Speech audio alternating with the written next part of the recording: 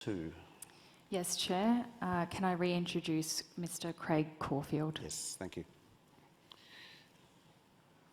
Thank you, Mr. Cronican. Mine has some similarities to Mr. Schott.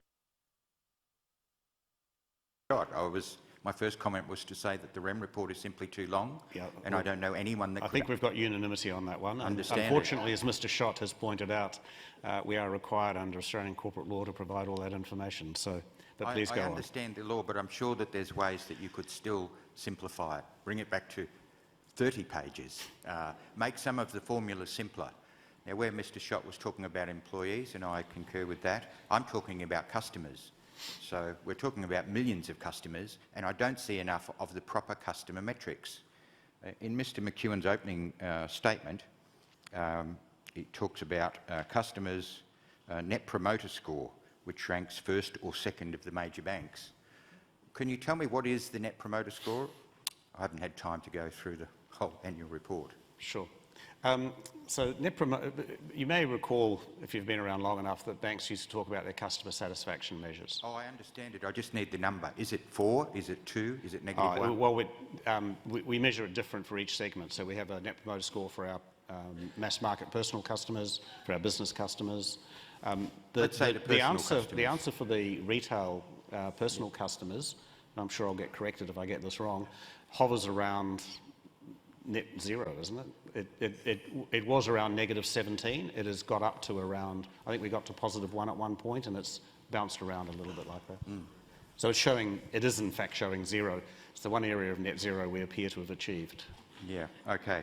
I wouldn't call it much of an achievement myself, and no. I think it's the wrong measurement, which is why I'm here. And can I just add to that point? The board has been quite clear with management that we've never been comfortable with having net promoter scores with negatives or zeros in them, that we are seeking to have positive net promoter scores. Yeah, I would say don't be comfortable with positive net promoter scores either, because the system is gamed. Net promoter scores are gamed. People that are unhappy customers, I know with my bank, if I make a complaint, I'm not called up, Mr. Caulfield, you know, what do you think of the bank, etc. If I'm happy, I'm called up.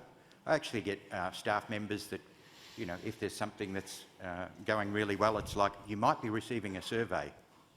Yeah, so these numbers are gamed, and I do understand Mr. McEwen was comparing them relatively to the other banks.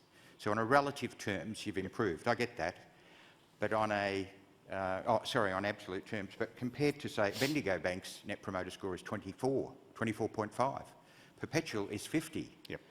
Now, net promoter score works. And we saw some data recently, in fact in this board meeting round, we saw some data that said our Ubank business is now up around +29 or...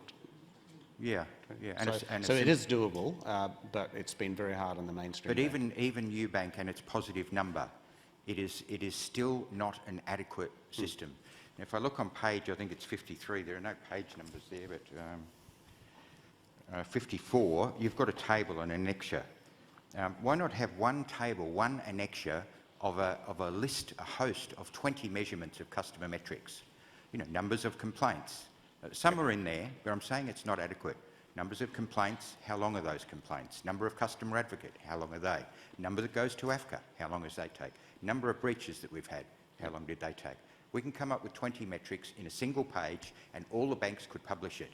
Let's do something there that gives a better customer feedback, because if anyone's talking net promoter score, I know one of the banks, it's 100% net promoter score is the short-term variable REM for the CEO.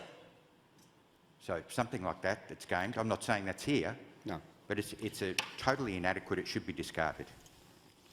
Thank you. Thank you. You actually made quite an important point, which I'd like to pick up on, Mr. Caulfield, which is in the interests of simplicity, we come under pressure to have fewer measures in these scorecards from our investors.